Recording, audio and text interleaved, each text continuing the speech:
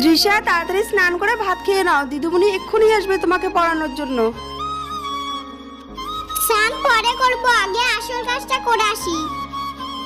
সন্ধে হয়ে যাচ্ছে, দিদিমণি এখনো আসছে না। আজকে আসবে কি আসবে না, একটা ফোন করে দেখি তো কি হয়েছে। হ্যালো দিদিমণি, এত দেরি হলো, এখনো আসছেন না আপনি? দৃশ্যা আমাকে বললো আপনি নাকি খুব অসুস্থ, হাসপাতালে ভর্তি আছেন, তাই আমাকে কালকে যেতে বললো। আচ্ছা ঠিক আছে। দৃশ্যা তুমি পড়বে না বলে মিথ্যে কথা বলেছো? দৃশ্যা তুমি দিদিমণিকে কি বলেছো?